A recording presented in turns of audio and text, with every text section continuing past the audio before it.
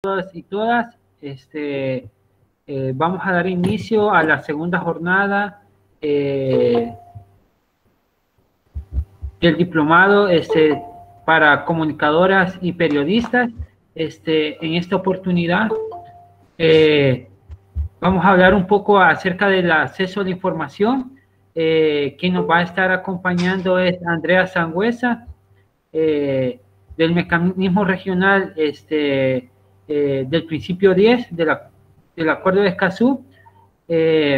Antes de iniciar, vamos a darle la bienvenida y palabras de apertura por César Artiga, que es coordinador del equipo impulsor, y a Julia Aguilar.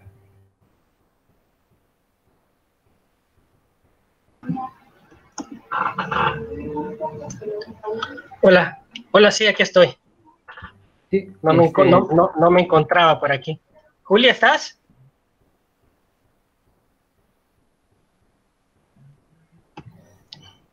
Ahí está, Julia. Dale, Julia. Bueno, es que como te presentó a vos primero, por eso te estaba dando el chance, pero... Ay, gracias, Julia. Bueno, buenas tardes a todas y todos. Muchas gracias por estar acá. A nombre de la Fundación Friedrich Ebert en El Salvador, les doy la más cordial bienvenida a esta actividad que particularmente nos parece el tema de hoy sumamente relevante para este gremio de periodistas y comunicadores, este tema del acceso a la información y la participación pública en asuntos ambientales. También es un gusto volver a tener con nosotras a Andrea. Justo la tuvimos acá en El Salvador cuando se lanzó el equipo impulsor del Acuerdo de Escazú, y además se lanzó esta colaboración entre la Fundación Ebert y el equipo. Entonces, de verdad es un gran aporte que nos pueda seguir acompañando.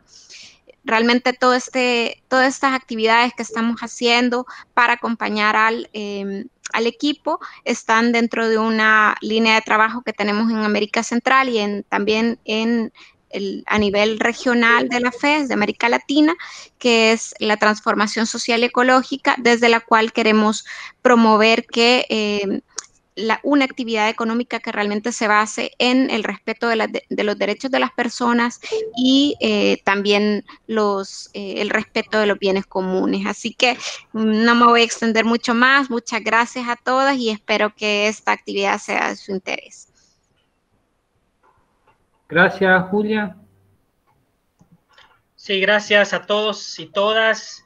Un gusto que nos acompañen. Para nosotros es una gran responsabilidad generar este tipo de espacios desde el equipo impulsor nacional del Acuerdo de Escazú en El Salvador. Pues nos alegra mucho contar con el acompañamiento de una trayectoria de compromiso y una trayectoria de fortalecimiento a este tipo de procesos de incidencia y de sociedad civil en la región. Y bueno, como ya lo decía Julia, pues el 22 de agosto del año pasado lanzamos de manera pública el equipo. Contamos con el apoyo de Andrea Sangüesa en ese momento y nos alegra mucho seguir contando con ese apoyo que siempre ha sido una aliada natural de nuestro equipo, y para El Salvador lo agradecemos mucho. Y también en el caso de la FES, que haya tenido a bien considerar apoyar al equipo en todas las acciones de incidencia y de sensibilización social para colocar pues en el imaginario colectivo del país y en la agenda pública la importancia del Acuerdo de Escazú.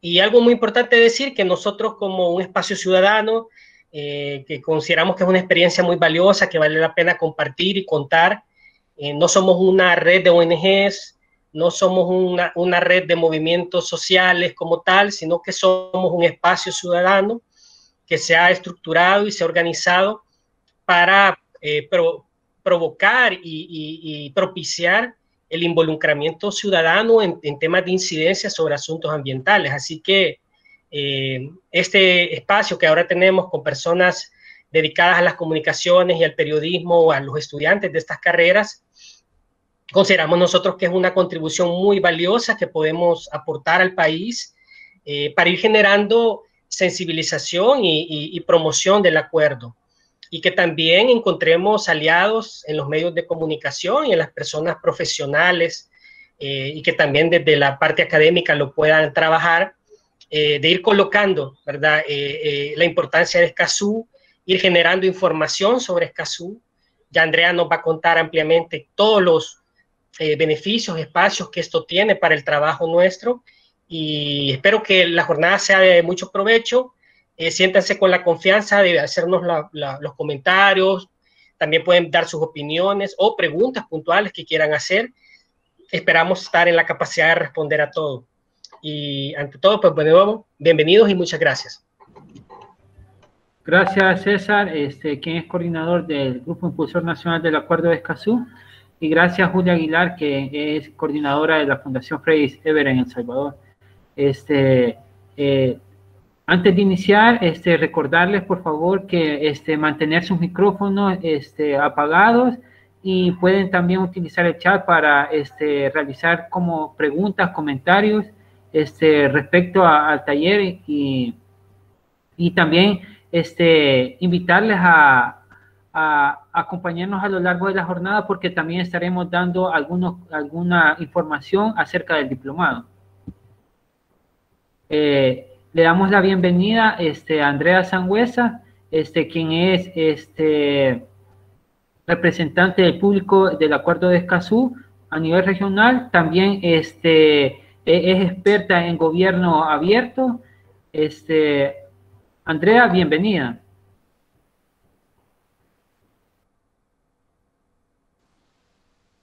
Hola Carlos, muchas gracias por la invitación, lo mismo a Julia y a César. Efectivamente me considero una socia de ustedes en este camino de Escazú. Antes de comenzar, felicitarlos, porque efectivamente hemos visto en todos los países lo importante que es que los periodistas, las periodistas y los comunicadores conozcan de qué se trata el acuerdo. Muchas veces hay entrevistas a personeros de gobierno o columnas de opinión, etcétera, en fin, y vemos la importancia de poder contrapreguntar a personalidades de gobierno sobre su opinión de Escazú, sobre cómo el país debiera comenzar, etcétera, o información sobre las ratificaciones y en cómo va el proceso. Entonces, fantástico que haya interés en la actividad de ustedes, y que haya interés de comunicadores de estar con nosotros hoy día. Bueno, yo entiendo que tengo como 20 minutos, Carlos.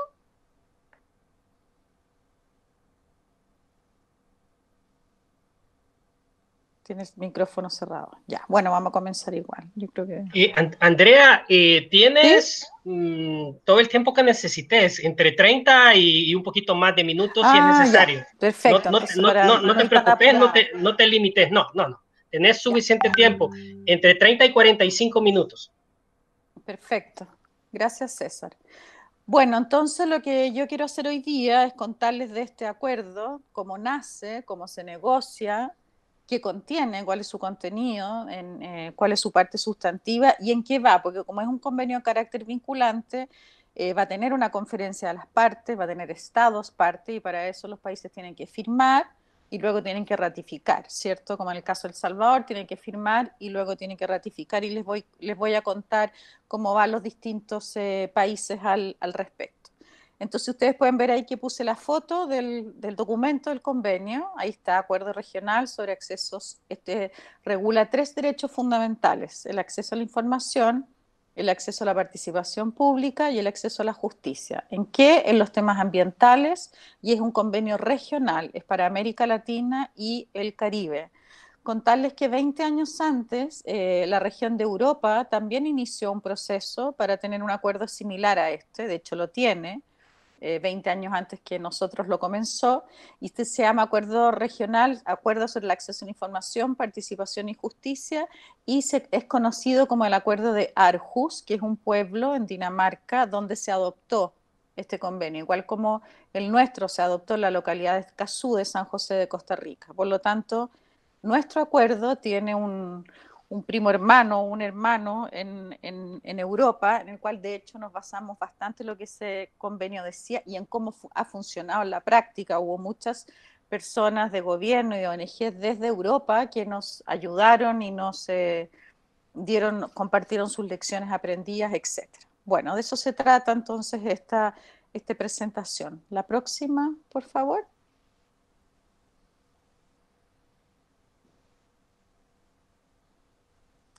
Bueno, este convenio es respecto del principio 10. En la primera cumbre que se realizó de la Tierra el año 92, conocida como cumbre, porque igual en los años 70 ya se hizo una reunión sobre medio ambiente. Pero en esta primera cumbre, como se llama, el año 92, los 147 estados que participaron en esa oportunidad se pusieron de acuerdo en un conjunto de principios, 24, 25 principios. Estos principios son de carácter voluntario, es decir, los estados tenían que volver a su país, los presidentes, las presidentas, y ver cómo avanzar en la implementación de este conjunto de principios en su país. Y el principio número 10 es el origen de donde surge el convenio de Escazú. Este principio dice que el mejor modo de tratar las cuestiones ambientales es con la participación de todas las personas y grupos que estén interesados, ya sea a nivel local, a nivel regional o a nivel nacional. Ahora, para que estos ciudadanos interesados puedan efectivamente participar, este principio establece que para ello las personas tienen que tener acceso a la información sobre el medio ambiente, a la oportunidad de participar en los procesos donde se toman las decisiones y también acceso efectivo a los procedimientos judiciales y administrativos. Por lo tanto, este es el corazón del Acuerdo de Escazú. El Acuerdo de Escazú se basa en el principio 10 de la cumbre de Río. Aprovecho de decir acá que hay varias palabras en el mundo de Escazú que son sinónimos y se las quiero decir para efectos de ir conociendo mejor del tema. Entonces, cuando hablamos de principio 10, estamos hablando de información, participación y justicia en asuntos ambientales. Como está visto redactado al principio 10, también se le puede llamar los derechos de acceso, porque es derecho a acceder a la información, acceder a la participación y acceder a la justicia. O sea, derechos de acceso es lo mismo que principio 10. Y otra forma también de llamarla es democracia ambiental, ¿cierto? La democracia tiene que ver con cómo los ciudadanos toman decisiones dentro de un sistema democrático. De hecho, por eso votamos cada ciertos años y elegimos a nuestros representantes. Bueno, llevado al mundo ambiental es precisamente cómo podemos ejercer estos derechos de informarnos, participar y poder buscar resarcimiento de daños y recursos frente a la justicia o el sistema administrativo. Entonces se llevan esos tres derechos hacia los temas ambientales. De ahí el concepto de democracia ambiental. Por lo tanto, Escazú es principio 10, es democracia ambiental y es sobre los derechos de acceso. La próxima. Entonces, ¿cómo surge este acuerdo de Escazú? Luego de este principio 10 del año 92, 20 años después, ¿cierto? Se hace la cumbre de Río más 20, el año 2012, nuevamente en Río de Janeiro. En esa oportunidad, para prepararse para esa oportunidad, habían dos esfuerzos paralelos. Por un lado estaba el gobierno de Chile interiormente pensando si querían impulsar un convenio regional de estas características o por otro lado sumarse a Aarhus. Yo les mencioné al inicio entonces que este convenio de Aarhus es nuestro símil en Europa. Efectivamente, ese convenio es mundial, es abierto a cualquier nación. Sin embargo, en la práctica hay más países europeos que otros, pero cualquier país puede sumarse al convenio de Aarhus si así lo estima. Entonces, por un lado, Chile estaba en este debate interno y por otro lado, las organizaciones de la sociedad civil de donde yo vengo, de una red global que llamamos la Iniciativa de Acceso, precisamente iniciativa que trabaja por el principio 10, acceso, porque de nuevo acceso a información, participación, justicia. Tuvimos una reunión en una red global el año 2010 y dijimos, tratemos para esta cumbre, lo que queremos lograr es ver si podemos empujar que en otras regiones del mundo, más allá de Europa, pueda haber convenios regionales sobre este principio 10. ¿Por qué? Porque efectivamente el convenio de Aarhus, y que en la práctica ha sido europeo, ha mostrado de que un convenio de carácter regional que apoya a los países ha sido una buena herramienta para poder mejor implementar estos derechos que las personas pueden ejercer. Bueno, entonces surge una alianza estratégica entre la iniciativa Acceso, que personalmente fui representada por mí, que fui a ver a mi gobierno chileno, de hecho está hoy día entre los participantes, que sería fantástico si quieren aprovechar para preguntarle algo. Ella es Constance Nalegat, que está acá, que es chilena, y ella fue la negociadora por el gobierno de Chile para este convenio de Escazú. Entonces hicimos una alianza y dijimos, bueno, tratemos efectivamente de avanzar en la idea de poder tener un convenio sobre estos derechos para nuestra región.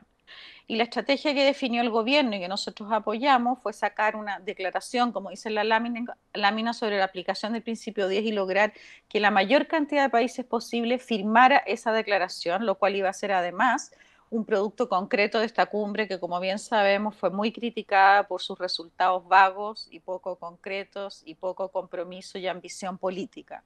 Este fue un resultado concreto. En esta oportunidad, entonces, 10 países firmaron esta declaración. La declaración es, imagínense, un par de hojas que dice: estos derechos son importantes, la región ha avanzado, la región le falta avanzar, vamos a ver la posibilidad de tener un convenio en la región. Los países firmantes nombramos a la Secretaría Técnica, a la CEPAL, y este proceso se va a hacer con la significativa participación de la sociedad civil. Entonces, de sus orígenes quedó establecido que nosotros, la sociedad civil o cualquier persona natural o jurídica, tenía derecho a participar de este proceso. Así surge entonces el acuerdo. Siguiente.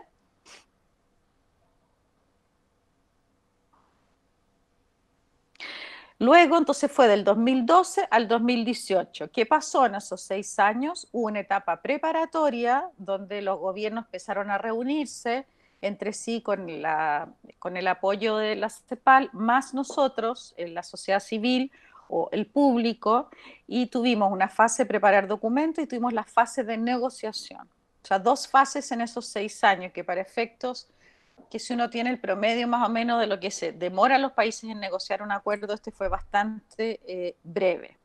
Entonces, el convenio finalmente se adopta en marzo del 2018. Eso quiere decir que ahí se termina la negociación, y esto fue la localidad de San José de Escazú, en San José de Costa Rica. Toda esta preparación y esta negociación contó con la significativa participación de la sociedad civil. De hecho, el año 2015 hubo elecciones de todas las personas inscritas para este proceso, lo que se llama el mecanismo público regional, que desde ya los invito a inscribirse. Luego César puede dar los detalles, pero en la página de la CEPAL buscan convenio de Escazú, mecanismo público regional, dejan sus datos y así van a estar informados de todo lo que ya está pasando ahora en preparación de la primera conferencia. Contó con nuestra importante participación y de hecho el público logró incorporar varias disposiciones hoy día en el convenio. Por supuesto, la decisión última de lo que va o no va en este convenio fue responsabilidad política de los estados, pero logramos trabajar en muy buenas alianzas con estados, con otros no tanto, para poder incorporar, ojalá, el lenguaje más ambicioso y más sólido posible, porque ¿qué sacábamos con tener un convenio vinculante el día de mañana cuyos estándares fueran muy bajos o no era nada nuevo respecto a lo que ya tenemos? No sacamos nada. Y por otro lado, ¿qué sacábamos con tener algo tremendamente ambicioso si no lográbamos que fuera un convenio de carácter vinculante, es decir, obligatorio una vez ratificado? Esa doble dimensión fue algo que siempre estuvo en juego. De hecho, la decisión de que fuera un convenio vinculante se tomó casi al final de la negociación, porque no había acuerdo, aunque se dijo negociemos como si fuera un acuerdo vinculante, porque lo otro es negociar un documento, una declaración voluntaria que requiere mucho menos esfuerzo y mucho menos compromiso político de los países. Dicho esto, entonces, se adopta en marzo y se abre, como ustedes pueden ver, muy pronto, para la firma en septiembre del 2018, las Naciones Unidas, en el marco de las Naciones Unidas todos los meses de septiembre tiene su asamblea general, y ahí firmaron 18 países, si no me equivoco, y luego lo que establece el convenio es que para que pueda tener su primera conferencia de las partes tienen que haber 11 estados que lo hayan ratificado para que pueda entrar en vigor. Entonces el proceso es: se adopta, se firma y se ratifica. La próxima.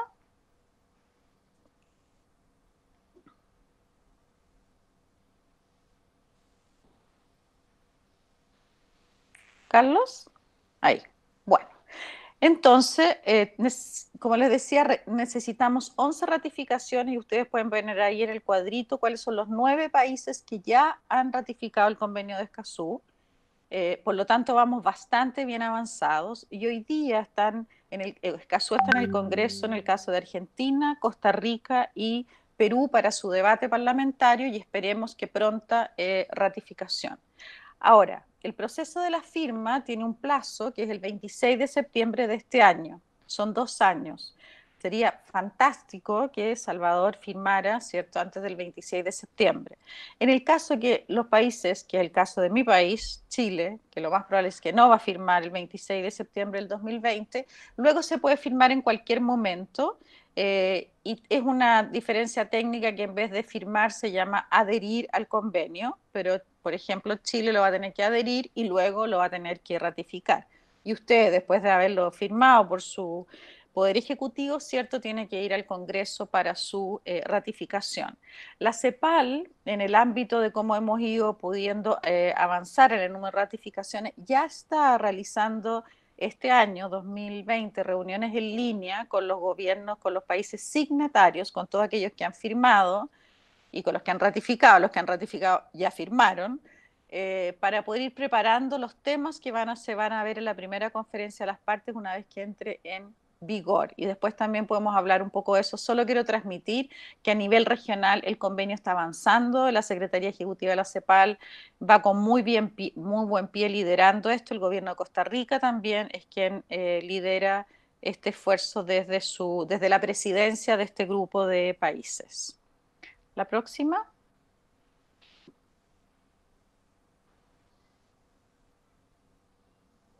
Entonces ahora quiero destacar cuáles son los elementos centrales que tiene este convenio. En primer lugar, ustedes pueden ver ahí el objetivo, que es el artículo número 1. Este convenio este acuerdo habla de que el objetivo es garantizar la implementación plena y efectiva de estos derechos de acceso que ya acabamos de mencionar, promueve las capacidades y la cooperación entre los países y poder proteger, ¿cierto?, el derecho de cada persona de hoy día y mañana a vivir en un medio ambiente sano y al desarrollo sostenible. Es importante que el objetivo sea garantizar la implementación, porque efectivamente, como todos sabemos en nuestra región, podemos tener las mejores leyes, aunque en este caso, en materia de los derechos de acceso, no tenemos las mejores leyes en nuestra región, son bastante débiles en varios aspectos. Pero aunque tuviéramos las mejores leyes, no sacamos nada. Lo que busca el convenio es garantizar que se pueda implementar y que efectivamente cualquier persona pueda ejercer su derecho a la información, la participación y la justicia en los asuntos ambientales en cuyos países se haya ratificado el convenio y por lo tanto esté en la implementación. Es decir, el objetivo está puesto en lo concreto, en la práctica, no solo en el marco legal. En Chile hemos abordado mucho la crítica del gobierno, no la crítica, pero una de las razones de Chile para no firmar es cuando dice que nuestro marco legal tiene todo lo que tiene Escazú y por lo tanto no es necesario. La respuesta frente a eso es decir que efectivamente nuestro marco legal es adecuado en varios aspectos, se puede mejorar, pero lo que nosotros queremos es la implementación de estos derechos, lo que en la práctica se haga más allá de lo que diga la ley. Luego hay un capítulo sobre principios que no voy a ir uno por uno, pero ustedes los pueden mirar ahí. Hay principios muy importantes como el principio de máxima publicidad que tiene que ver con acceso a la información.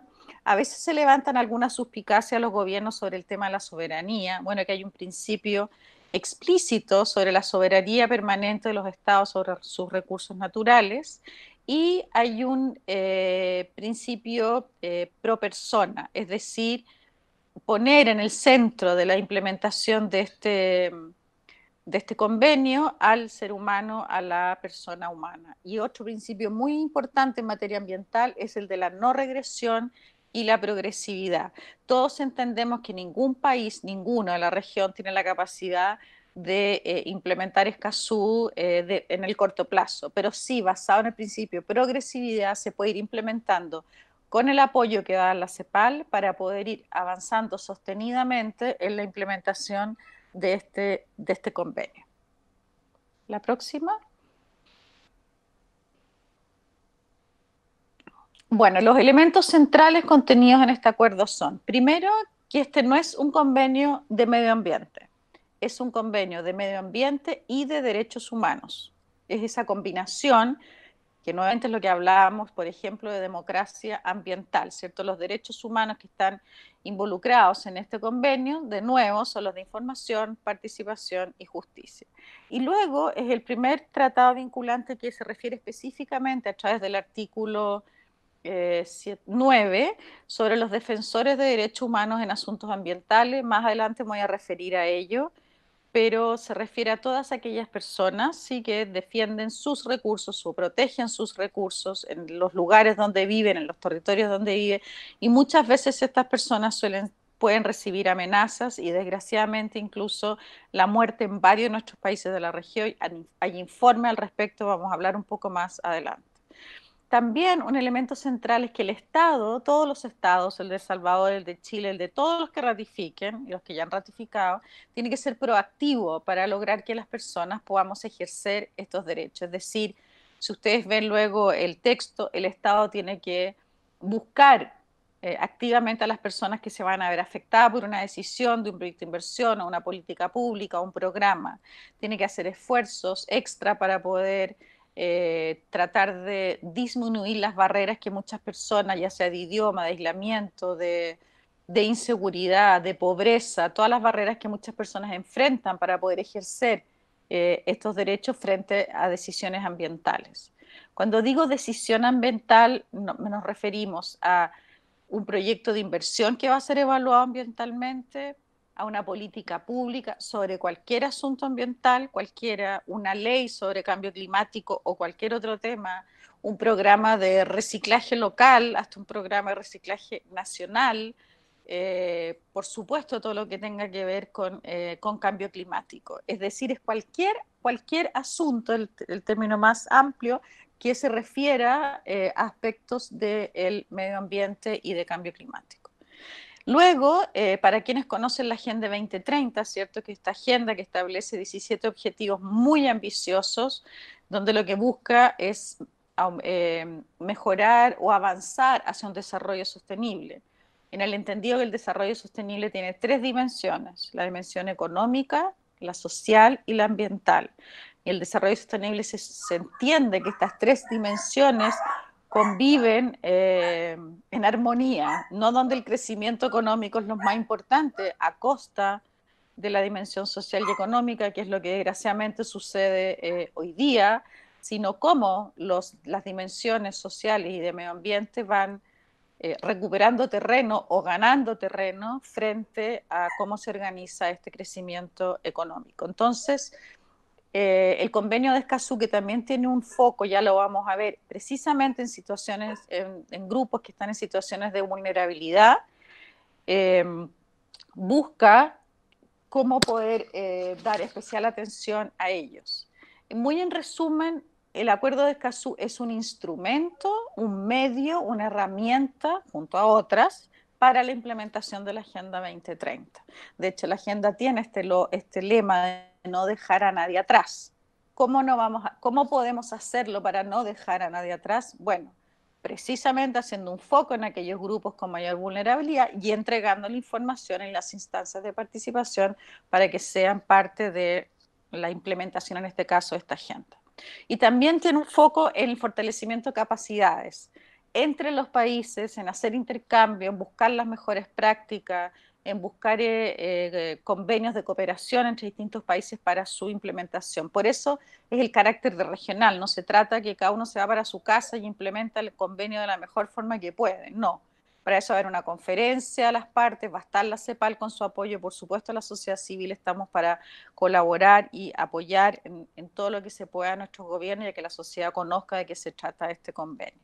La siguiente, por favor. Entonces, ¿por qué firmar este acuerdo? O sea, me pregunto, bueno, ¿por qué es tan importante que El Salvador firme el acuerdo de Escazú en otro país? En primer lugar, ¿cierto? Este convenio de carácter vinculante que une derechos humanos y medio ambiente. Actualmente, la mayoría de los estados en todos nuestros países no tienen un rol proactivo en las siguientes cosas, por mencionar algunas. Hoy día no hay un rol proactivo del Estado en la entrega de información sobre cualquier asunto ambiental de nuevo.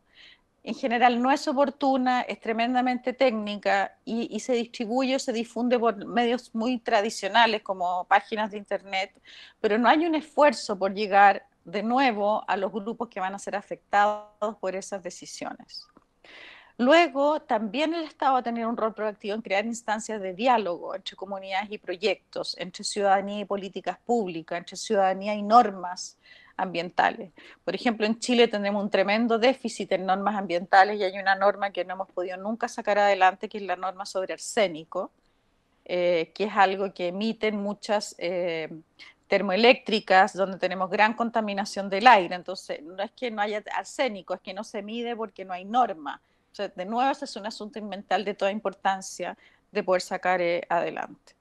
Y creemos que la apuesta política es que un convenio de esta naturaleza debiera canalizar los conflictos socioambientales que hay en todos nuestros países hoy día en distintos territorios, va a tener una institucionalidad para canalizarlo y por lo tanto para darles un mejor tratamiento. No se trata que los conflictos van a desaparecer, pero sí va a haber un garante llamado Estado preocupado de ver, de ver este diálogo entre las distintas partes y que a través de la información, la participación y la justicia se puedan administrar, manejar y eventualmente solucionar estos conflictos antes de que ingresen al sistema judicial. La próxima. Esta es la estructura del acuerdo, que es típica de un acuerdo de carácter vinculante. Esta es la primera parte, de cual ya hablamos, los objetivos y los principios. Ahí está el corazón, o sea, la parte operativa. Hay 2 artículos sobre información, uno sobre participación, otro sobre justicia y defensores ambientales. Hay 3 sobre fortalecimiento de capacidades de cooperación, es decir, cómo fomentar y promover esta cooperación y capacidades entre países, además de la creación de un centro de intercambio, que desde ya también para los interesados les recomiendo mucho visitar en la CEPAL el Observatorio por el Principio 10. Si ustedes van ahí y pinchan en su país, van a ver toda la legislación que hoy día tiene El Salvador relacionada con estos derechos, además de la Constitución. También sé que hay jurisprudencia en su país de algunos casos del sistema judicial referido a estos temas, también los van a encontrar en ese observatorio, y estoy viendo que Constance, de que les mencioné, nuestra negociadora, que fue negociadora, está poniendo los links ahí en el chat, así que los invito a que los puedan ver. Bueno, y por último, la estructura termina con implementación, seguimiento y evaluación y las otras disposiciones bastante estándar que en general existen. Quiero destacar acá que un órgano que se va a crear, un cuerpo que se va a crear, además de la conferencia de las partes, va a ser el Comité de Apoyo a la Implementación. Este comité va a tener la labor y la tarea de apoyar a los gobiernos a interpretar bien qué dice el artículo. De hecho, la CEPAL ya está trabajando en una guía de implementación, porque efectivamente un artículo se puede interpretar pobremente o rango. Y bueno, por supuesto estamos buscando la interpretación más ambiciosa posible y más progresista posible para mejorar las condiciones reales en los países. Y también este comité va a poder recibir lo que se llaman comunicaciones de personas naturales o jurídicas en cuyo país, que ya sea un Estado parte, no esté cumpliendo. Entonces se hace un análisis, se estudia el caso y finalmente este comité puede dar sugerencias y propuestas claras a ese Estado parte para que efectivamente cumpla aquello que probó que no estaba cumpliendo, porque las comunicaciones pueden ser aceptadas o no necesariamente las comunicaciones van a ser todas correctas, pero lo que quiero transmitir es que también va a tener una instancia donde cualquiera de nosotros que estamos hoy día acá, si es que no cumple nuestro Estado el día de mañana, vamos a tener un lugar donde ir a compartir el no cumplimiento de alguna disposición del Acuerdo de Escazú. Esto tiene que quedar claro, que esto no es un juzgado, no tiene ningún poder punitivo ni coercitivo, sino solo empujar voluntariamente para que esto se implemente. Esto es muy similar a lo que tiene el convenio de Aarhus, que ya le conté que lleva varios años antes, y ha funcionado bastante bien. Los países, los estados han podido perfeccionar y han podido cumplir de mejor manera, y las personas han podido manifestar sus comunicaciones. La próxima. Bueno, el artículo 5, que es sobre acceso a la información ambiental, es un artículo sobre transparencia pasiva, ¿cierto? En materia de transparencia y acceso a la información, todas nuestras leyes tienen lo que es transparencia activa y transparencia pasiva, que son dos formas de tener acceso a la información. La transparencia activa es cuando el Estado pone a disposición información al público, a la población, sin que nadie se lo pida. Generalmente todas nuestras leyes dicen cuál es la información que el Estado en forma mensual o en otros plazos tiene que actualizar y poner en todos sus sitios electrónicos. Eso es lo que llamamos transparencia activa. Si yo quiero saber, no sé, hoy día en Chile yo quiero saber un listado de empresas contaminantes y puedo ir a un sitio web y encontrar esa información sin pedirla. Este artículo se refiere a la otra transparencia, es decir, aquella que una persona natural o jurídica tiene que pedir la información a la entidad que corresponda y, de acuerdo a lo que establece la ley, el Estado tiene que entregarla. Entonces, habla de la accesibilidad, para aumentar la accesibilidad a la información ambiental. Como toda regulación en información tiene un régimen de excepciones, es decir, en los casos en que no se puede entregar la información. Acá la idea se trata que el régimen de excepciones sea lo más acotado y claro posible para que no sea fruto de interpretaciones amplias y por lo tanto para no entregar la información el día de mañana. Las condiciones para hacer esta entrega y mecanismos de revisión independientes para que puedan velar porque estos derechos se cumplan. En el caso chileno, por ejemplo, nosotros contamos con el Consejo por la Transparencia, que es una organización autónoma, y esa organización, cuando uno va a reclamar, cuando no entregan información, puede obligar y sacar una declaración para que la entidad pública determinada entregue la información que en primer lugar negó a una determinada persona, si es que no interpreta bien el régimen de excepciones. Luego, el próximo artículo, que está en la próxima lámina,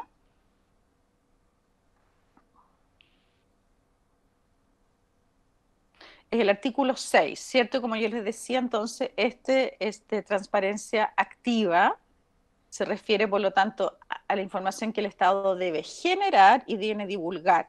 En muchos de nuestros países hace falta que el Estado genere más información. En general, ahí hay un campo grande en el cual se puede profundizar y mejorar. Por ejemplo, Escazú indica sobre la importancia de hacer informes periódicos sobre el estado del medio ambiente, cada 3 o cada 5 años. Los sistemas de información ambiental que estén en línea, que estén actualizados. También promueve el que se lleva adelante el registro de emisiones de transferencia y contaminante que está en algunos países, donde dice qué empresa o quién está contaminando con qué. Por supuesto, se vincula a las normas que hablábamos antes, por lo tanto, también es tan importante el tema de la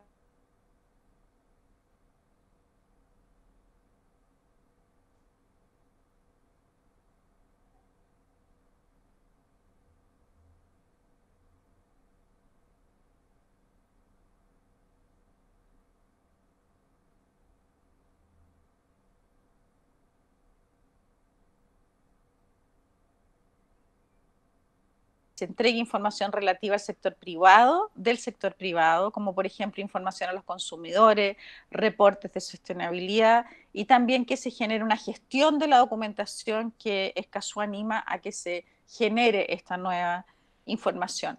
Por supuesto hay países que tienen más cosas que otros, por ejemplo Chile tiene un REDC, pero El Salvador no tiene un REDC. Hay otras cosas que Chile no tiene y va a tener que hacer, por ejemplo, en mejorar sus sistemas de información ambiental, en mejorar su calidad. O sea, no todos los países partimos de la misma base, pero la idea es que todos los países podamos llegar a lo que establece este convenio. Y también aprovecho de decir acá que se dijo mucho durante la negociación que este era un convenio de piso. La idea es que todos los países tengamos esto como mínimo. Si en un país tiene voluntad política y compromiso de avanzar aún más allá, muchísimo mejor. La siguiente.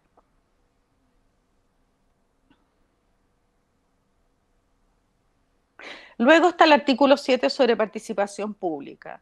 Y aquí brevemente, porque sería fantástico que luego puedan leer el artículo, se dice que el Estado tiene que identificar y tomar contacto con quienes se van a ver afectados por una decisión, de nuevo, una decisión ambiental, o sea, es un concepto amplio, política pública, norma, programa, ley, proyecto de inversión siendo evaluado ambientalmente.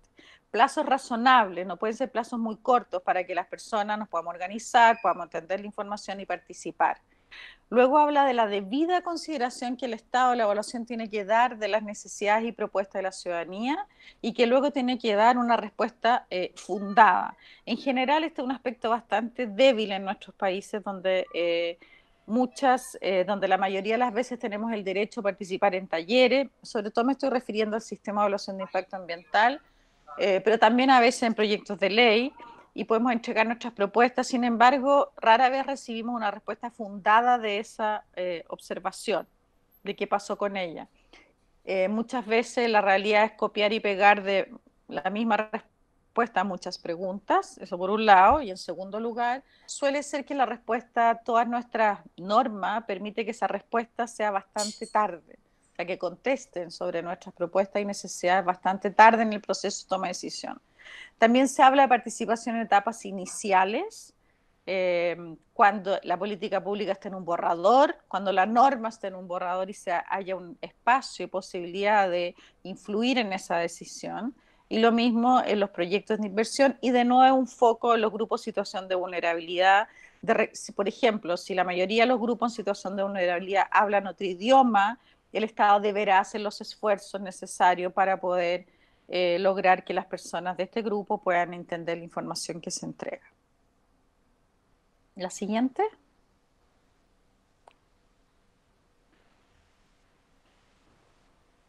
Bueno, luego quería hablarle de los defensores de derechos humanos. Hoy me quedo con un error el título, de asuntos ambientales, que es este artículo 8, como les mencioné al inicio. Tiene 3 disposiciones este artículo. Primero, que el Estado debe garantizar un entorno seguro y propicio para el trabajo que desempeñan estas personas, estos trabajos de protección. En segundo lugar, que el Estado debe tomar las medidas que sean adecuadas para reconocer que estas personas existen, protegerlos y promover que todos los derechos que los defensores tienen, ¿no? Como partiendo por los derechos de acceso. Y en tercer lugar, que deberá tomar las medidas apropiadas, efectivas y oportunas, o sea, a tiempo, ya sea para prevenir que esa persona no sufra una amenaza, no sufra un amedrantamiento, y si es así, tiene que investigar y sancionar los ataques, amenazas o intimidaciones que han sufrido estas personas. La próxima.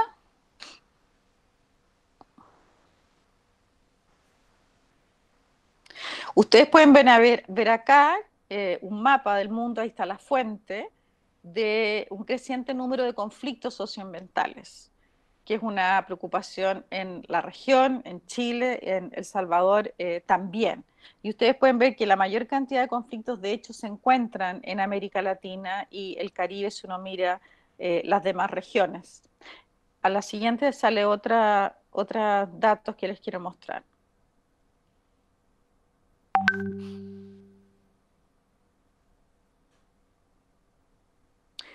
Acá está, de acuerdo a esta información, es la fuente Global Witness, que significa testigo global, que ustedes lo pueden buscar en internet, y es una organización sin fines de lucro que se dedica a hacer informes sobre las personas que han muerto por ser defensoras ambientalistas. Ahí están los países. Los países que aparecen más peligrosos en el mundo, hay varios que son de nuestra región, como es el caso de Colombia, Brasil, Guatemala y México.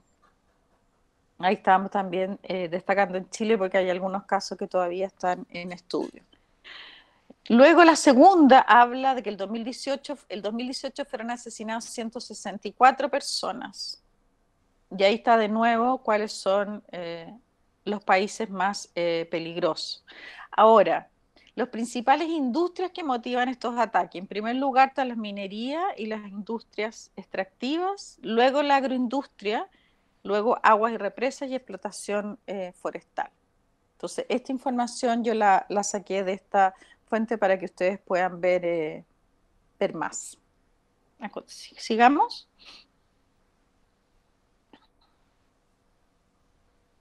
Bueno, para ir ya terminando, entonces, espero haber sido clara en que es un convenio, no es un acuerdo ambiental, no es eso, es bastante más que eso, ¿cierto? Dijimos que tenía una vinculación con derechos humanos, es decir, con democracia ambiental, tiene que ver con desarrollo sostenible, porque si tratamos de mejor forma la dimensión ambiental y la dimensión social, vamos a avanzar hacia un desarrollo sostenible.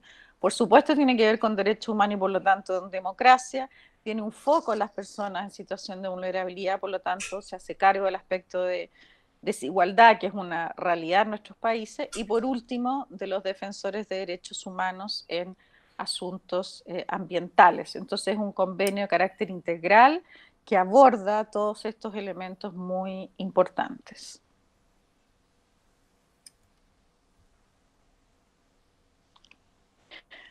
Bueno, muchas gracias. Ahí están mis datos y también agregué los de Constance Nalegat, con la cual me apoyó para preparar esta presentación y que ella también está muy, muy dedicada a promover este convenio, así que para que también cuenten con ella. Muchísimas gracias.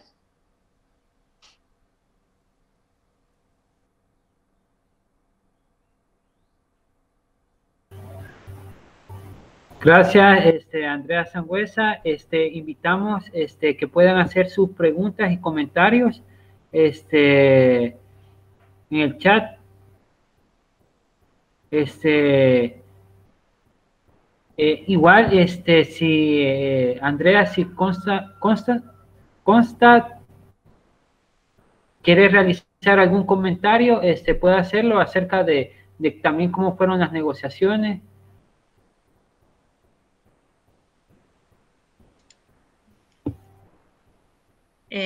Muchas gracias. No prendo la cámara porque no esperaba hablar, así que estoy totalmente desordenada e impresentable. Pero muchas gracias por la oportunidad. Yo creo que las negociaciones, como decía Andrea, no fueron particularmente largas, aunque a algunos se les hacía más largas por las ganas de ya tener este acuerdo terminado, pero sobre todo fueron negociaciones que contaron con modalidades inéditas de transparencia y participación, como destacaba Andrea. Entonces yo creo que también eso es un factor a considerar. Yo creo que los países tienen que honrar el compromiso que hicieron con sus comunidades al comprometerse a tener una aplicación plena y efectiva de derechos de los ciudadanos. Yo creo que eso es muy importante. Este no es un tratado tradicional de obligaciones de Estado a Estado, sino del respeto de las obligaciones de los Estados con su habitante. Por eso es muy importante actividades como las que están haciendo ustedes ahora, porque la única manera de que se llegue a tener una aplicación plena y efectiva de este tratado, como pretende el objetivo, es que las comunidades se apropian de este tratado. Así que entre más se sepa y más se difunda, eso se va a lograr y se va a hacer una debida presión al gobierno. Y como habían algunas de las preguntas, por ejemplo, de cómo poder ejercer cierta coerción a los estados, yo diría que la aproximación siempre fue de cooperación, de fortalecer las capacidades y de cooperar entre los estados. Y por eso, como ustedes veían, existe un comité de apoyo, que se llama un comité de apoyo a la aplicación y facilitación del cumplimiento. O sea, lo que pretende este tratado es realmente apoyar a los estados para que puedan cumplir. No pretende sancionar a los estados, imponerles medidas que les sean perjudiciales, sino por el contrario, fortalecer las capacidades, y por eso nunca se puso un requisito para ser parte del proceso, todo lo contrario. Aquellos países que no tenían tan bien desarrollada su democracia ambiental eran más bienvenidos a un proceso, porque lo que se pretende es realmente cumplir con estos derechos humanos. Muchas gracias. Gracias, gracias por compartirnos, Constance. En esta oportunidad vamos a leer algunas de las preguntas que ya se han realizado.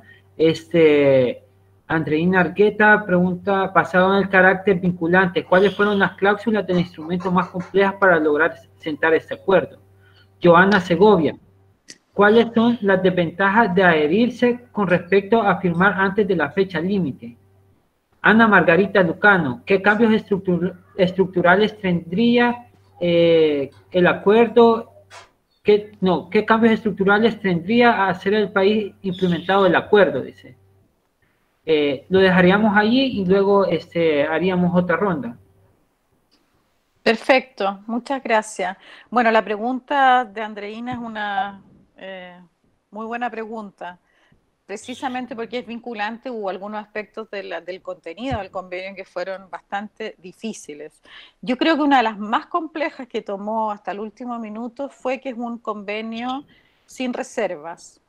Eso quiere decir que cuando un país lo firme y luego lo ratifique, se compromete a implementar el convenio completo. No puede decir, yo voy a implementar todo menos el artículo de defensores ambientales, por ejemplo. Eso no se puede. No está dentro de las reglas de este convenio. Ahora, ¿por qué? Porque esa es la tendencia en los convenios de los últimos años, y además se entiende que los temas ambientales y los temas de derechos humanos y desarrollo sostenible son parte de un todo, ¿no? O sea, es muy difícil pretender la efectiva implementación de estos derechos si un artículo se cumple y el otro no. Por lo tanto, ese fue un aspecto muy complejo. Para sorpresa de todos, la propuesta de tener un artículo sobre defensores ambientales fue una propuesta del público. Nosotros tuvimos idea, algunos de nuestros socios, y tuvimos gobiernos que nos apoyaron a llevar esta idea adelante, como fue el gobierno de Costa Rica y fue el gobierno de Chile. Pensamos que va a ser mucho más difícil precisamente por el tema, porque desgraciadamente en varios de nuestros países precisamente quien hace acciones de coerción a los defensores ambientales es el propio Estado. Entonces el Estado se está comprometiendo, como les quise mostrar acá, a algo completamente distinto. Pero desgraciadamente también en el marco de la negociación fue el asesinato de esta lideresa hondureña, Berta Cáceres, ¿cierto?, que logró mucha visibilidad, y también hicimos nosotros mucha incidencia mostrando muchas fotos de personas defensores ambientales, de los problemas que han sufrido, que logramos una sensibilización y logramos que se avanzara rápido el tema de los defensores, a pesar de que creímos que iba a ser muy difícil. Por otro lado, algunos aspectos de acceso a la justicia también fueron particularmente difíciles. Todos los artículos tuvieron sus aspectos difíciles, de participación ciudadana, por ejemplo, todo lo que es participación inicial, es decir, en las etapas de diseño de cualquier decisión ambiental, también fue complicado. Luego, ¿cuáles son las desventajas? Bueno, claramente los países que firmen antes del 20 de abril, uno pudiera decir después, va a poder decir que son los países con mayor compromiso político en esta materia, ¿cierto? Si un país se demora mucho en firmarlo y luego en ratificarlo, obviamente no se va a ver un país líder en voluntad y compromiso político de avanzar en este tema tan importante. Por lo tanto, yo diría que es una desventaja política, simbólica, política importante.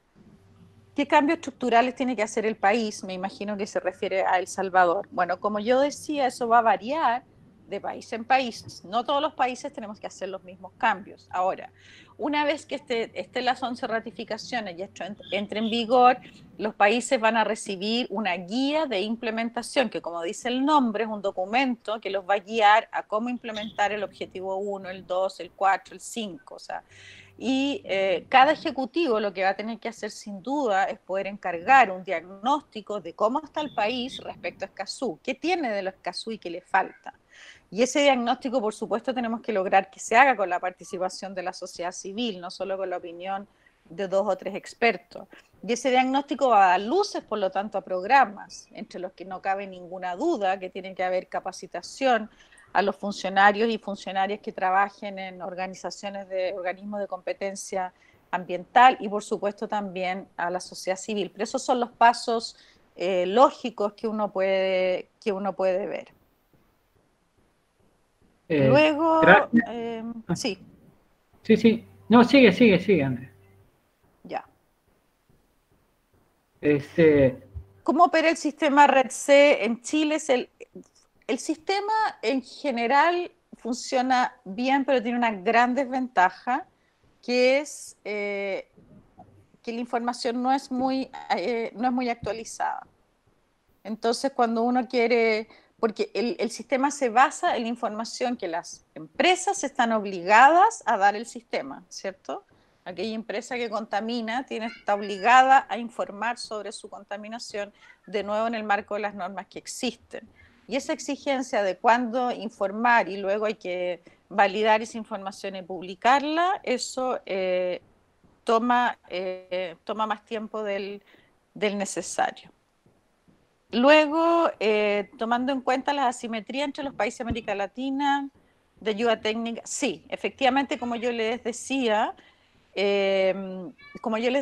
lo que se busca es que este convenio se implemente con la cooperación y la colaboración de la CEPAL como Secretaría Técnica, que de hecho tiene mucho trabajo en los derechos de acceso, por supuesto de nosotros, del público, pero también que, por ejemplo, si Chile tiene un Red C, supongamos, se puede crear dentro de la conferencia de las partes, los países pueden decir, pongámosle prioridad a este Red C. Entonces armemos un grupo y que los países que tienen Red C, el otro es México, que vengan o hagamos un taller para que vengan los técnicos y los especialistas, no sé, de otros países para ver cómo hacer este Red C. Y a través de las agencias de cooperación que todos nuestros países tienen, poder financiar esas consultorías o esos intercambios. Eso está en el corazón de Escazú, por supuesto, sobre qué hacer esos asistencias técnicas y consultorías también va a depender de las prioridades que vayan poniendo los países. Ahora, también, por supuesto, por eso es tan importante que nosotros como sociedad civil estemos informados de forma que el día de mañana, ya en el mediano plazo, también podamos sugerirle ustedes a su gobierno qué prioridad, a qué le tiene que dar prioridad dentro de todo lo que Escazú tiene que implementar, porque obviamente no se va a implementar todo en forma inmediata. Bueno, y ahí está la EDA, que lo que es, ahí está la respuesta, es evaluación de desempeño ambiental, que la idea también, aparte de los informes del estado de medio ambiente, se promueve y se establece la importancia de hacer evaluaciones de desempeño ambiental. Creo que ahí estoy, Carlos. Gracias, Andrea. Algo que agregar referente a la pregunta, por ejemplo, de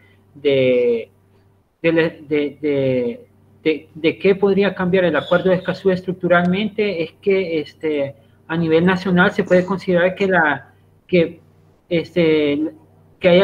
digamos que la ley contempla cierto acceso a la información sobre el estado del medio ambiente. Por ejemplo, podemos hablar sobre la política de participación o la ley de acceso a información, más sin embargo, las leyes y reglamentos no plantean claramente las formas o mecanismos para brindar esta información al público ni cómo se puede acceder a ella. Y tenemos hasta cierto punto algunos conflictos referidos al acceso a la información, principalmente porque, como mencionaba Andrea, se contempla un lenguaje muy técnico cuando los gobiernos o el Estado generan información y muchas veces también no se genera oportunamente, digamos, en los plazos contemplados dentro de las leyes. Además de esto, por ejemplo, nosotros podemos observar en el artículo 9 de la Ley de Medio Ambiente y además en el capítulo 3 que contempla la participación, ¿verdad? Más sin embargo, como les digo, hay una conflictividad, por ejemplo, cuando muchas veces no se cumple precisamente durante los plazos establecidos, o muchas veces se envía o no se da información a qué ministerio o a dónde se puede encontrar la información. Y en ese sentido, el acuerdo de Escazú contempla eso, además de que, por ejemplo, no se contiene información relacionada al tema de las evaluaciones ambientales o emisiones de gases de efecto invernadero que los estados deben de estar presentando, o referente a las contribuciones nacionales sobre cambio climático. En El Salvador, por ejemplo, también es importante mencionar en ese sentido que nosotros contamos con tres definiciones de información que están contempladas en la Ley de Acceso a la Información. Por una parte, la información oficiosa; por otra parte, la información reservada; y la información confidencial, ¿verdad? Por ejemplo, en la Ley de Acceso a la Información, en el artículo 6, se contempla como información pública, la información oficiosa es aquella información pública que los entes están obligados a difundir al público en virtud de esta ley. Y dentro de esta también la información reservada es la información pública cuyo acceso se restringe de manera expresa de conformidad con esta ley, en razón de un interés general durante un periodo determinado o por causa justificada. Y también se cuenta con una información confidencial, ¿verdad? La información es privada en poder del Estado cuyo acceso es público y se prohíbe por mandato constitucional o legal en razón de un interés personal o jurídicamente protegido, ¿verdad? Y esto, por ejemplo, suele suceder sobre todo en El Salvador, en el sentido del artículo 6 de la información confidencial. Por ejemplo, podemos mencionar un caso el caso CEL-ENEL, en el cual, por ejemplo, cierta información de la venta por ejemplo, que prohíbe y constitucionalmente está prohibida dentro de la Constitución el subsuelo y el suelo, cierta información que no se generó y de las personas contratistas. En este momento también, si ustedes, por ejemplo, quieren hacer algún comentario o referente al tema, también pueden encender su micrófono. Carlos, hay tres preguntas más en el chat, sí. Si las podés leer, por favor. Comenzando por Raúl Barbón, y después Andreina, y después Yasmín. Ok, Raúl Bardón pregunta: en la negociación de la creación del artículo 7 de participación pública, ¿a qué entidades locales de El Salvador se tomará en cuenta para participar en su creación? Dice Andrea Argueta: llama mi atención lo mencionado respecto a la apropiación. Hay varios países donde las personas defensoras trabajan sin el reconocimiento de su labor, ya sea que lo hagan de manera consciente o inconsciente. ¿Deberían los estados latinoamericanos realizar una declaración que reconozca la labor de las personas, apoyarles y garantizar íntegramente su derecho para propiciar esa apropiación? Dice Yasmín Elizabeth: el SICA puede llegar a ser un actor estratégico para que los países que faltan por firmar el Acuerdo de Escazú puedan formar parte de este. Y Yasmín Elizabeth: menciono esto porque el SICA ya cuenta con una estrategia regional de cambio climático 2018-2020. Bueno, para ir a la respuesta, gracias, Carlos. ¿Cómo participar las distintas países? Como les decía, como es un convenio de carácter regional, la CEPAL tiene este mecanismo público regional donde las personas y las instituciones nos inscribimos. Y también la información que fueron elaborando los representantes electos del público, que fuimos elegidos 6 personas, 2 titulares y 4 alternos, el año 2015, es decir, al inicio del proceso de negociación. Recordemos que hubo una etapa de preparación y una etapa de negociación, al inicio de esa. Nosotros como representantes, yo fui elegida, uno de los representantes del público. Nuestra tarea, como lo dice el nombre, ¿cierto?, es poder siempre dar a conocer este convenio, promover que más personas se interesan, lo entiendan y se involucren. Entonces lo que hicimos fue comunicarnos masivamente con este mecanismo público que logró tener un número importante de personas.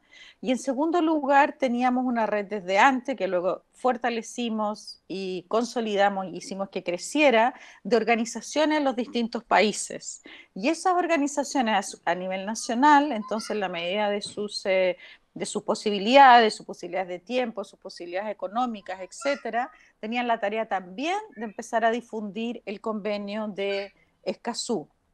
En el caso de El Salvador, nosotros comenzamos a trabajar con César Artigas y la Hacemos y su grupo. Yo diría que, y César me puede corregir, pero me parece que hace un par de años, o hacia final de la negociación, me parece que ya estábamos en contacto. Y ustedes, como pueden ver, César y su equipo, ¿cierto?, ha hecho una tarea fantástica en El Salvador para dar a conocer este convenio. Por lo tanto, es como una suerte de escala, ¿no? Hay un nivel regional y luego hay una red que está en un país determinado y trabaja junto a otras, idealmente, en ese país determinado para promover. Esto ha sido ha tenido un lado muy bueno, que no se menciona mucho, pero es el siguiente. Como sociedad civil y esta red que les menciono, que era la iniciativa de acceso, muy al inicio, donde varios de nosotros somos parte de esa red, esta red se ha ampliado, se ha consolidado y ganamos mucha experiencia en negociación. En la negociación, los gobiernos no estaban acostumbrados a negociar al frente de la sociedad civil, porque no suele ser así en otros procesos multilaterales internacionales, y nosotros tampoco estábamos acostumbrados, más allá de redactar una declaración, en fin, y pedir algo, de estar en un diálogo con los gobiernos. Y todos hemos reconocido con el tiempo que fue una relación donde todos ganamos. Por supuesto ganó también la región, porque logramos un acuerdo, no todo lo que quisiéramos, pero logramos un acuerdo bastante sólido y ambicioso en esa línea. Y además hoy día también en muchos países como el de ustedes se han empezado a crear redes por el tema de Escazú a nivel nacional. Entonces eso es fantástico ahora que ya va a empezar su implementación y su conferencia de las partes, el tener más instituciones, así que desde ya los invito a que sigan trabajando juntos. Luego el comentario de Andreina, yo no entiendo qué quiere decir por apropiación. Sí, por supuesto es importante que los estados reconozcan que existe una figura, seres humanos y seres de organizaciones, ¿cierto?, que se dedican a defender su vida, su calidad de vida y sus recursos naturales, y que por lo tanto esas personas, uno, hay que reconocer esa labor que hacen, y dos, hay que protegerlos para que puedan hacerla. Pero no sé, me perdona, pero no entiendo bien a qué se refiere con, no sé si será apropiación del convenio sobre esta realidad que existe. Si es eso, sí. O sea, es un convenio de este siglo XXI que reconoce que están estas personas y que además reconoce que estas personas no tienen fácil para hacer su tarea. Luego hay una pregunta que me parece Disculpa, muy interesante. Andrea. ¿Sí? ¿Puedo complementar eso? Porque como bien dice Andreina, yo mencioné la palabra apropiación, y creo que tiene mucho sentido lo que ella dice en cuanto muchos defensores ni siquiera se reconocen a ellos mismos como tales. Ellos hacen una labor, pero no saben que son defensores de derechos humanos en asuntos ambientales. Resoluciones y declaraciones ya han habido, sobre todo en el ámbito del Consejo de Derechos Humanos, donde es muy importante la valoración de este trabajo, incluso la valoración pública, no que se le ataque ni siquiera a través de los medios. O sea, los ataques, los asesinatos claramente son los más dramáticos, pero hay muchas maneras de hostigar a estos activistas ambientales, y yo creo que más que sacar una declaración, yo creo que hay que fortalecer que el entorno propicio al que te obliga el acuerdo de Escazú es precisamente el valorar y reconocer esta labor. Entonces yo creo que la manera más directa para poder forzar esta apropiación es a través de la firma del acuerdo de Escazú.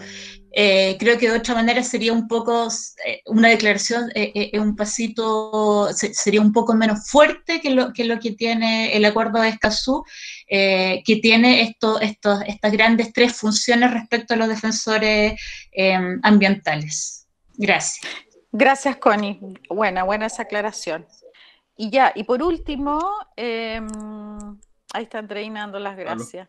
Bueno, y por último, lo que plantea Yasmín Elizabeth, claro, el SICA puede ser un actor estratégico sin duda. La idea es poder buscar organismos regionales, subregionales, ¿cierto? Otros que también soliciten y le den apoyo a los países para firmar y luego ratificar y comprometer también su apoyo en el futuro para la implementación. Entonces ahora veo que ella dice que tiene su estrategia regional de cambio climático, quizás si todavía hubiera una oportunidad de decir que porque de nuevo es un instrumento fundamental para la Agenda 2030 y también para las estrategias de cambio climático, Escazú, es decir, todas decisiones que se tomen sobre cambio climático debiera estar presente la información y la participación para las personas interesadas o afectadas por esas decisiones.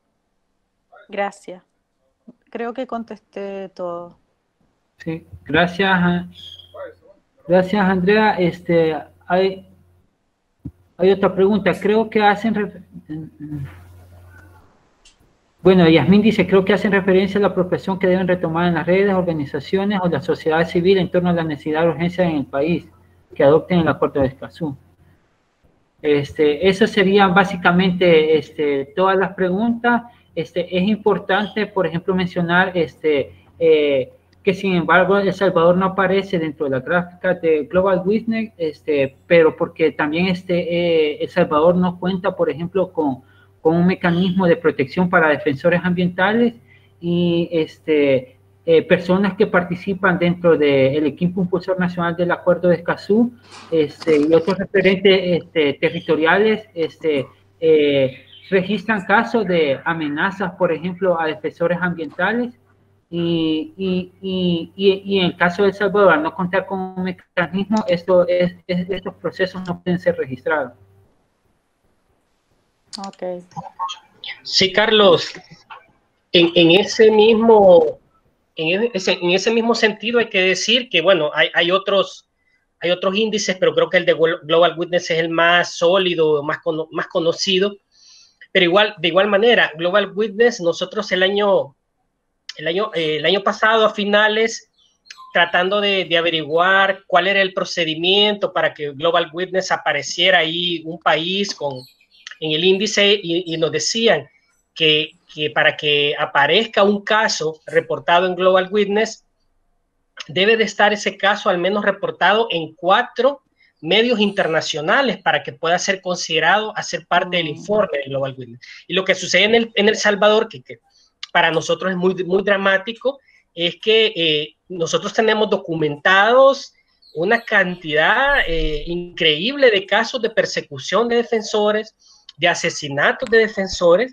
pero como en el país vivimos en una situación de violencia social terrible por temas de la delincuencia, las pandillas, narcotráfico y demás, entonces cualquier caso de una persona defensora que ha sido perseguida o que ha sido asesinada, fácilmente lo reportan como que fue víctima de la violencia de las pandillas, sin investigar y sin indagar más, porque si bien es cierto, no tenemos reconocida, digamos como tal, la figura de persona defensora de derechos humanos y en este caso en particular las personas defensoras del medio ambiente, tampoco tenemos un protocolo de denuncia en el país. Es decir, una persona defensora que sienta que está siendo amedrentada, perseguida, hostigada, no tiene un mecanismo de parte de ninguna institucionalidad, de la institucionalidad del Estado, para llevar una denuncia, y no hay ningún mecanismo de protección de ningún tipo. Entonces, las personas lo que hacen es que van creando sus propios protocolos desde sus propias redes territoriales para proteger a sus referentes, para proteger a las personas defensoras, con total ausencia del Estado, ¿verdad? Sin ningún tipo de mecanismo de protección.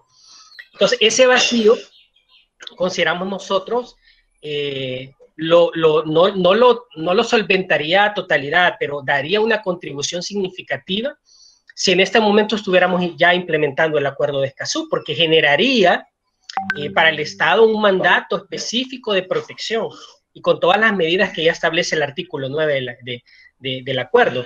Y por otra parte, obligaría al Estado a adecuar su marco normativo para establecer esos protocolos, esos mecanismos de denuncia que ahorita no existen. Así que era importante compartirles eso. Y yo lo que diría es que, bueno, no sé si tenemos, ¿cómo estamos? No hay más preguntas. Si hay algunas preguntas de aclaración que alguien pueda hacer ahorita, tenemos unos minutitos antes de cerrar. Siempre a nosotros nos interesa de que se sientan con la confianza de que alguien no se vaya confundido o con la duda. Esto es importante en estos términos de formación. Si alguien quiere hacer una pregunta aclaratoria o para ahondar en alguna cosa que no quedó suficientemente clara, tenemos todavía unos minutos en este momento para hacerlo. Inclusive también pueden activar su micrófono de ser necesario. Como digo, algo muy puntual y aclaratorio, por favor. Si hay alguien, o estamos bien y podemos dar por cerrada la sesión, ustedes nos indican.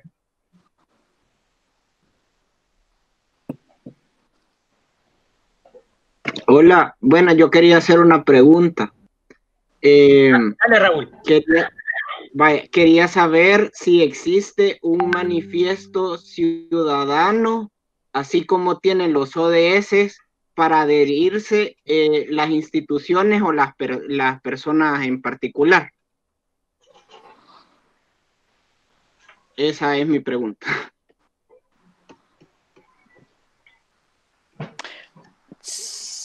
Perdón, no sé si la pregunta es para mí, pero se refiere a manifiesto como de nosotros, estas personas, apoyamos el convenio de Escazú en esa línea, perdón, pero no me quedó muy claro. No sé a ti, César.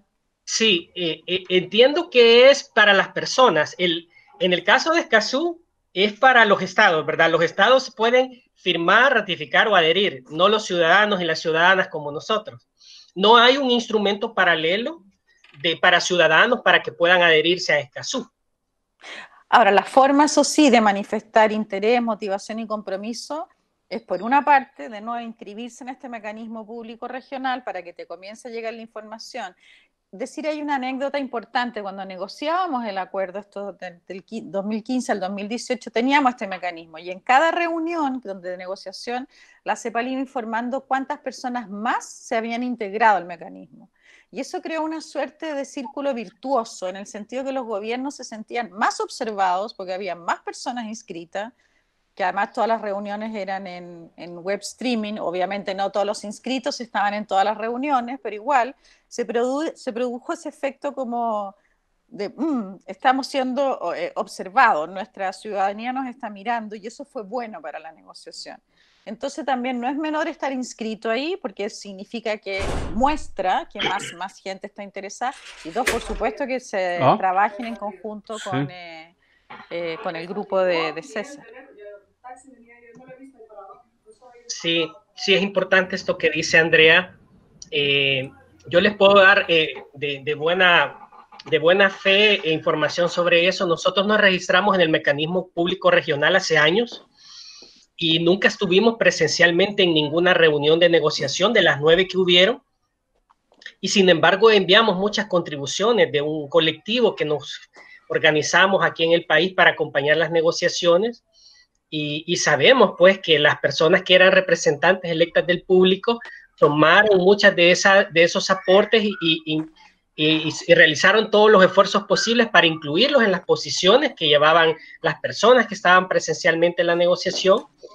Y afortunadamente, y eso hay que reconocerlo, habían gobiernos en ese momento aliados que apoyaron todo el proceso de la sociedad civil que estaba en la negociación. En este caso, como decía muy bien Andrea, el gobierno de Chile de ese momento, no el de este momento, ¿verdad? El gobierno de Chile en este momento no es aliado de Escazú. Pero gracias por la aclaración, César.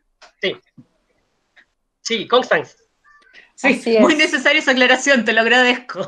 Sí, es que yo siempre lo digo porque el Chile de ese momento era otro. Y Costa Rica, en ese momento, Costa Rica y Chile eran grandes aliados. En este momento, yo creo que todavía es un buen aliado Costa Rica, aunque no ha ratificado aún.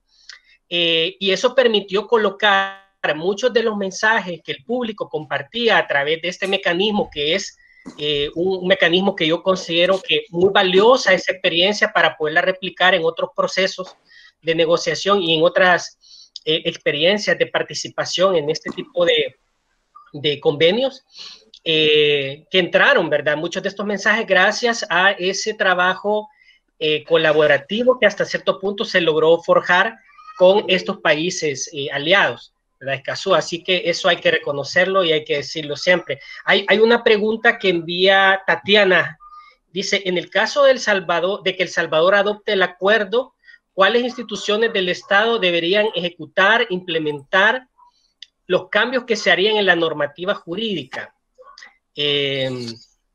Andrea, yo puedo aportar en esto también, pero para que no, por favor, dale tú, por favor. Ok, bueno, entonces, una cosa clave, ¿sí? ¿Me dejas hacer una introducción general y luego tú hablas de El Salvador, porque por supuesto no nos corresponde con Andrea, pero el acuerdo lo que dice es que los estados tienen que tomar todas las medidas legales, administrativas, reglamentarias o de cualquier otra índole para la implementación efectiva del acuerdo.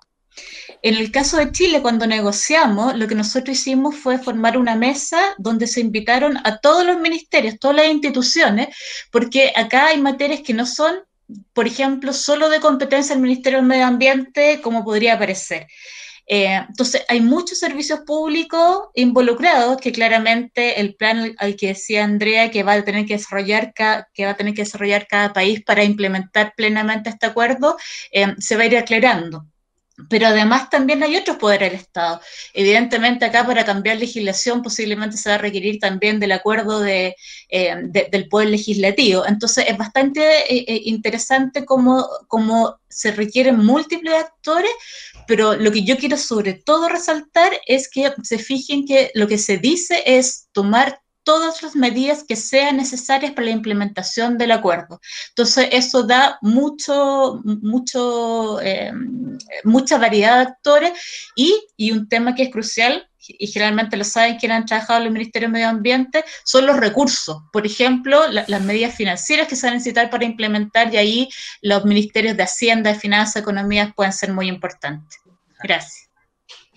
Sí, buenísimo, Constance, sí, buen punto. En el caso de El Salvador, quien estuvo acompañando toda la negociación, y eso es importante decirlo, durante el año 2017 y todavía cuando se firmó en el 2018, era la Dirección de Atención Ciudadana e Institucional del Ministerio de Medio Ambiente. Sonia Baires era la directora y nosotros tuvimos una relación muy cercana con ella para acompañarla, dándole elementos de nuestro colectivo, de organizaciones territoriales, para que llevara esos mensajes a las negociaciones. Al principio fue difícil, al final la relación fue muy fluida y logramos acompañar muy bien a la administración de gobierno en ese momento que estaba en la negociación. Así que, y en este momento, si Escazú se implementa, la institución que lo tendría que implementar igual es el Ministerio de Medio Ambiente. Y como Constance lo dice muy bien, de ser así, tendrían que haber una serie de adecuaciones a la normativa jurídica del país.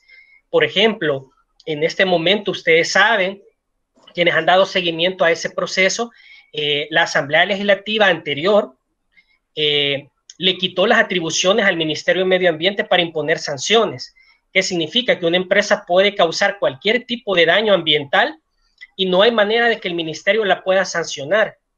Y claro, hubo un contubernio de partidos políticos que aprobaron esa reforma para quitarle fuerza al Ministerio de Medio Ambiente. Esa es una reforma que es urgente y necesaria impulsar. Y nosotros consideramos que Escazú nos daría la palanca que necesitamos para mover de nuevo la importancia de robustecer no solo el marco de política pública, sino que también de fortalecer la institucionalidad del país, que es algo también de lo que habla el ODS 16, como muy bien lo planteaba Andrea, cuando habla de las instituciones sólidas, ¿verdad? Tenemos un marco de instituciones de nuestro país que son muy débiles, ¿verdad? Y con las atribuciones legales reducidas, y Escazú daría pues un empuje significativo en ese sentido.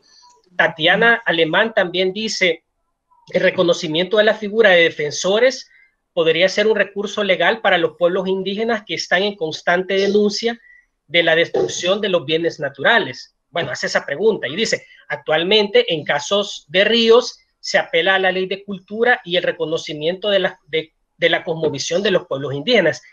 Es importante en este caso decir, Tatiana, que hay dos figuras ahí que son claras. Por ejemplo, en el caso de El Salvador tenemos un agravante adicional, y nosotros lo hemos hablado con las comunidades y los pueblos indígenas.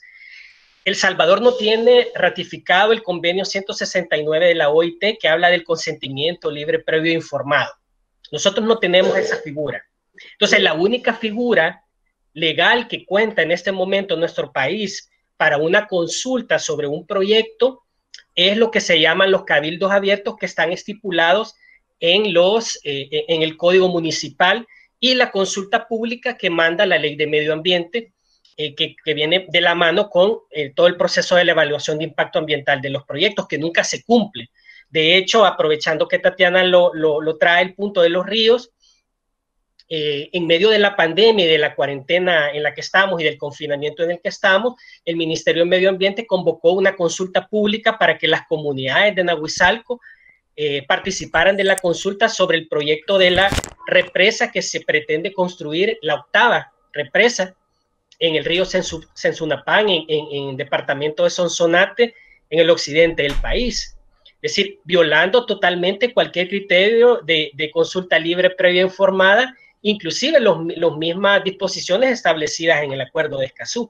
Esto pone en foco precisamente dónde están los vacíos legales que tiene el país y la debilidad de las instituciones del Estado que tienen que ver en materia ambiental, que permiten ese tipo de instrumentalización de las comunidades indígenas, con una consulta realmente ilegítima, ilegal, abusiva contra los pueblos indígenas, que la gente se volcó masivamente a denunciarlo, ¿verdad? Eso hay que decirlo.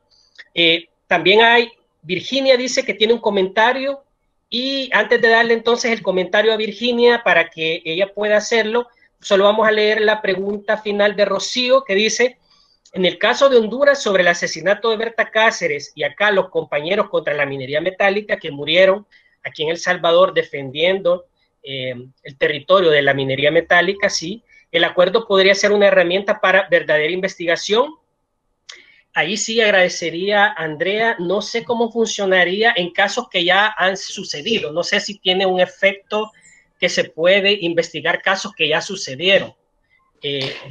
Efectivamente, una vez ratificado, si Honduras Honduras ya, sí, lo firma, lo ratifica y empieza su implementación, y yo hubiera sido el asesinato de Berta Cáceres en esa época, en ese momento, efectivamente Escazú daría la herramienta por investigación, tal como lo dice en el 3er párrafo del artículo 9. Connie, ¿puedes aclarar lo de la retroactividad? Yo diría que no es para atrás. ¿Constance? No, el acuerdo, cada país es distinto. Me parece que El Salvador es similar al caso de Chile, que en el fondo se firma por el Poder Ejecutivo y se ratifica por el Congreso, y ahí pasa a ser una ley para el Estado. La diferencia que puede haber entre países es el valor que tiene un tratado de derechos humanos como nosotros entendemos el Tratado de Escazú. Y ahí hay una discusión entre países si es que tiene un rango constitucional, supraconstitucional o legal, pero no es retroactivo. Lo interesante de las normas de defensores ambientales es que no es que creen nuevos derechos, sino lo que hace es poner una especial atención a derechos que son reconocidos. En todas las legislaciones de los países de América Latina y el Caribe, por ejemplo, está prohibido asesinar, amedrentar, etcétera. Están reconocidos los derechos de libertad de asociación, de opinión, pero lo que se dice es que hay que poner una especial atención y medida afirmativa a quienes por su labor están en especial riesgo. Y ahí, por ejemplo, me parece muy, muy interesante todas estas ideas, por ejemplo, que decía Andreina, porque ya el Consejo de Derechos Humanos de Naciones Unidas ha reconocido que los defensores de derechos humanos en asuntos ambientales, junto con el defensor de los derechos de las mujeres, son los defensores de derechos humanos que están más expuestos. Y en nuestra región, lamentablemente, los defensores de derechos humanos, como mostraban en asuntos ambientales, como mostraba Andrea, son en la región más conflictuada. Entonces, lo que pasaría en este sentido, lo que se pretende con el Acuerdo de Escazú es sobre todo un sentido preventivo, o sea, no llegar a los ataques y que se adopten distintos instrumentos de política, legales, reglamentarios, lo que sea necesario según la realidad del país para prevenir y para valorar a estos activistas. Y luego de ocurrido, por supuesto, hay que darse una atención especial porque están con una mayor exposición. Entonces es muy importante considerar que no se crean nuevos derechos, sino que lo que se pretende es tomar medidas afirmativas a quienes están en un mayor riesgo por estar en la primera línea defendiendo un patrimonio que es común. De acuerdo. Entonces, Virginia, por favor, Virginia, ¿puedes encender tu micrófono y dar tu comentario? Que sea muy preciso, por favor, para que antes del cierre podamos escucharte. Gracias. Muchas gracias. Gracias. Qué gusto escucharlo de nuevo. Y siguiendo la línea de lo que comentaba Tatiana, porque, por ejemplo, yo estoy en el movimiento Tapuzcalco y desde la perspectiva, más bien desde la participación juvenil que hay en la defensa de derechos ambientales, se ha podido visibilizar la vulneración de derechos humanos hacia los propios defensores. Tal vez son algunos los que toman más protagonismo, por ejemplo, en algunas luchas, y tener que de repente reunirnos y ver, hey, vamos a meterle el código ahorita a ver si la policía nos sigue monitoreando el teléfono. Llegar a esos puntos es bien difícil, ¿no? Cuando sabemos que nuestros teléfonos están siendo monitoreados porque la alcaldía está del lado de la empresa privada que permitió la construcción y la contaminación del río Ceniza. Y ahí está el sitio arqueológico de Tapuzcal con la misma construcción, tiene una historia desde 1524, donde peleamos contra Pedro de Alvarado. Y lo del río, por ejemplo, el río Grande, en Sunapán, en Sonsonate, también comunidades indígenas, son ellos los que están al frente de las luchas, principalmente ambientales, más que todo por sus propios sitios sagrados, y es a partir de ahí que hacemos el acompañamiento, ¿no? Desde la sociedad civil o el entendimiento. Yo creo que ya cuesta, ¿no? De tanto medio de comunicación que desinforma, el entendimiento y poder saberla sin privilegio aquí. Entonces, las comunidades indígenas, en el río Sonsonapán hay aproximadamente 10 sitios sagrados y van a hacer una represa hidroeléctrica, que bien lo mencionaba César. Entonces, este aspecto, este instrumento serviría para la defensa de las comunidades indígenas, y hay que mencionarlo porque El Salvador, Guatemala, Honduras, las comunidades indígenas no solamente están ninguneadas, están dejadas de lado. Aquí cuando se habla de orden, hablamos de poner el desorden en las esquinas. Entonces, cuando hablamos del aspecto legal y dónde están las comunidades indígenas, se entiende también desde esa manera, están allá en las esquinas olvidados. Entonces, eso era. Muchísimas gracias, en serio, gracias. Gracias, Virginia. Estaríamos cerrando lo que es la jornada de ahora. Antes les voy a dar algunos informes. La próxima jornada se va a realizar el día 24, y es más específicamente sobre defensores ambientales. También informarles que les vamos a estar enviando un link acerca, como les mencionamos al inicio del diplomado, se va a estar realizando lo que es como contribución de cada uno de los participantes, la elaboración de un artículo, una nota periodística o cualquier recurso multimedia para la difusión del Acuerdo de Escazú, lo cual le solicitamos, por ejemplo, en este formulario que ustedes puedan expresar su intención, primeramente, ¿qué les gustaría hacer? Si un artículo, o algún recurso audiovisual o multimedia. Entonces, en el formulario ustedes pueden expresar en qué se están comprometiendo o cuál sería su contribución, digamos, para este proceso, y si gustaría que se publique, por ejemplo, en el blog el Acuerdo de Escazú, o les gustaría que podría publicarse también dentro de sus medios o redes sociales en el cual ustedes se desarrollan. Básicamente, para la elaboración, una vez finalizada el diplomado, y esa sería, digamos, que toda la información. Cualquier pregunta o comentario, pueden escribirnos al correo de seminariosescazú@gmail.com. o pueden contactarse con mi persona. Una cosa más que me parece bien clave, Carlos, síganos en las redes sociales. Nosotros estamos muy activos en Twitter, Facebook y también en Instagram tenemos. Estamos movilizando una diversidad de mensajes y de contenidos ahí. Esperamos en las próximas 2 semanas tener lista nuestra campaña digital con una serie de materiales que estamos creando con apoyo de la Fundación Ebert y con apoyo también de nuestra Comisión de Comunicaciones del equipo. Y es importante que nos ayuden a movilizar, bueno, no solo a retuitear, sino que también a compartir con otras personas que ustedes consideren que deben saber y estar al día con lo que está pasando con Escazú. Y yo creo que un mensaje muy clave que nos llevamos hoy, y que a mí siempre me gusta escucharlo de las compañeras, es que Escazú no es una cuestión que tiene que ver solo con medio ambiente, y nosotros lo hemos venido sosteniendo desde el principio. Es algo que tiene que ver con la vida, ¿verdad? Con la vida como la conocemos, con la posibilidad de que la vida como la conocemos y la naturaleza en su integridad pueda continuar saludable. Y en la medida en que la naturaleza se enferma, pues nosotros, la humanidad, nos enfermamos. Entonces, ese es el compromiso que hay que honrar, ¿verdad? Pedimos a los estados que honren sus compromisos siempre, y nosotros como ciudadanía debemos también elevar nuestro compromiso y nuestra voluntad ética y política para la defensa y el cuidado de la vida. Así que los invitamos a ser parte de este esfuerzo. Si alguien considera que puede acompañar de otra manera, de mejor manera o de una manera más intencional el esfuerzo de incidencia, nos escriben a nuestras redes sociales y les podemos compartir de qué maneras también pueden involucrarse más si ustedes lo consideran a bien. Gracias por acompañarnos. Gracias, Andrea. Siempre es un gusto verte. Gracias, Constance. Ha sido una jornada de mucho provecho. Yo siempre aprendo mucho al escucharlas, así que vamos a seguir caminando en la tarea. Y gracias. Pasen buenas tardes y cuídense mucho, que está dura la situación con el COVID, así que deseo lo mejor para ustedes y sus familias.